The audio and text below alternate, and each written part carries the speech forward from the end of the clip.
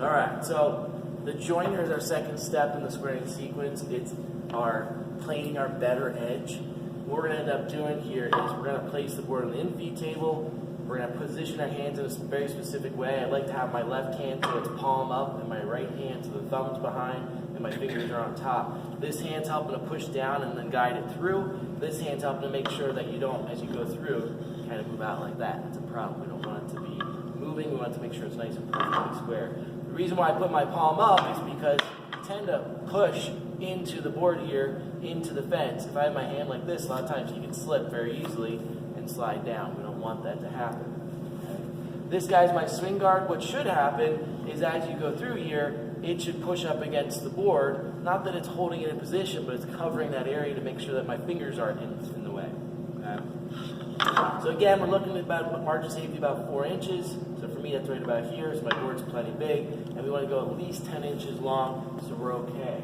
If we didn't have a 4-inch margin of safety, right, our board was a lot smaller here, I could use one of these guys, which acts pretty much just like this hand right here. Thumb behind, finger on top. I'm pushing it down. I'm able to go through. I need my left hand in there, so usually what we do is one of these plastic ones we can push against here, and that holds it in place. You'll see some of these are cut a little bit. That's okay. These can be replaced. If you need, we do have a tri-square attached over here, or mounted over here. We can check to see if things are square, see if everything's working out. So, just like the radial arm saw, and we'll find out the table saw, we've got this guy here, which is a fence. Again, the fence controls the accuracy of cut. If I didn't have this fence here, and you're going through, how do you know that this thing is actually going to be square? You really don't. You could try, but more than likely it's not going to be perfectly square. So it keeps it square. It also helps to make sure it's safe. You're not going to, a little bit more safe. We're having kickbacks, hopefully. Okay. When I operate this, I usually stand in front of it. If it's a short board like this, I can just walk it through. If it would be a longer board, you might see me actually feeding this through for a while and then eventually walking it over to this side. Okay. Again, how I adjust the depth of cut, which you guys shouldn't have to do, but if you come up to it and you notice something's wrong, that's a pretty deep cut right there, okay? Remember, we're trying to only get about a 1/16 of an inch cut.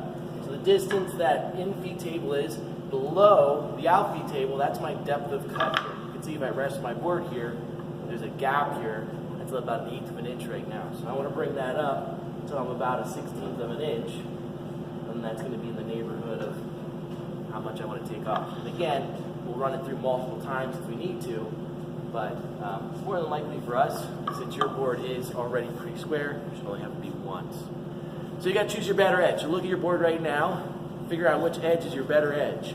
Again, the side that's flatter seems to be a little bit more square, or the side that has fewer knots, dings, or dents.